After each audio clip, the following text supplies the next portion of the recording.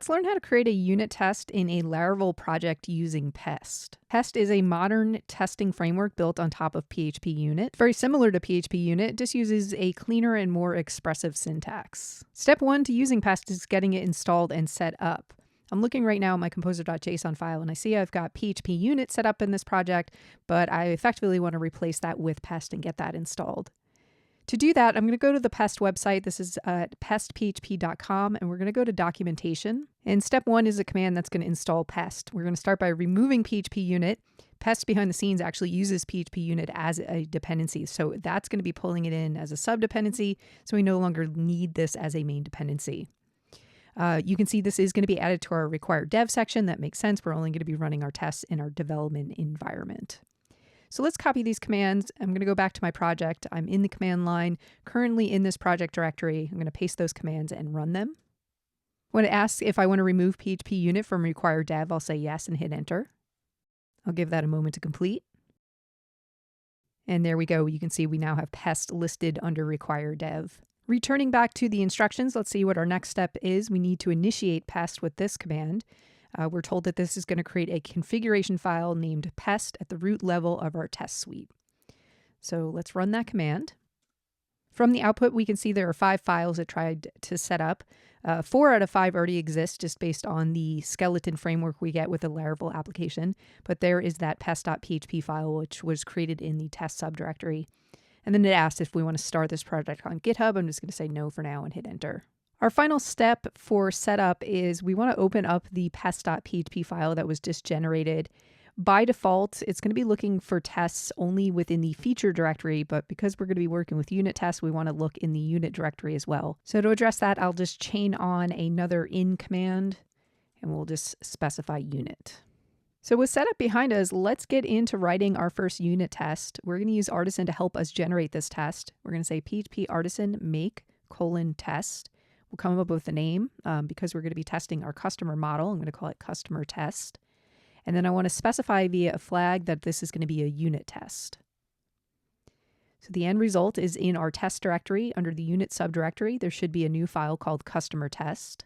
And they set us up with a basic test to begin with. So we can see the pattern for writing tests is going to be to invoke the test function. We'll give it some name or description for our test. And then within a closure, we will have the actual behavior of our test. So let's adapt this for what we want to test in our customer model, which is this getFullName function. So what I'm going to do is say test that customer getFullName returns properly formatted full name. And then instead of going straight to the assertion like they're doing here, we need to do some setup code to actually invoke this model. So let's create a variable called customer, and we'll set it to be a new instance of our customer class. And as part of this instantiation, I'm going to pass it a first name and last name property. So we'll say first name is John, and last name we'll say is Smith. Then from that instance, we will invoke the function that we're testing, which is getFullName. Let's capture that in a variable. And this is what we want to be asserting on. So we're going to say expect that full name, and then we need some expectation here. And for a list of available expectations, if we go back to the documentation under expectations and scroll down a little bit, you can see there's a lot of expectations we have at our disposal. So take a moment to skim through these just to familiarize yourself with what's available. But for this example, we simply need to check if one value equals another value. So we're going to use the toEqual expectation. So jumping back to our code, instead of to be equal, it's going to be toEqual. And we have to pass it the value we expect this to equal. So in the case of John and Smith, when we get the full name, we expect it to be John Smith. Before I run this test, let's make sure we have access to the customer class within this test. So I'm going to add a use statement up top. And I do see I have a syntax error here. I'm missing a semicolon after instantiating my class, so I just fix that up. And then let's go to the command line and run our tests. We're going to do this with the command php artisan test.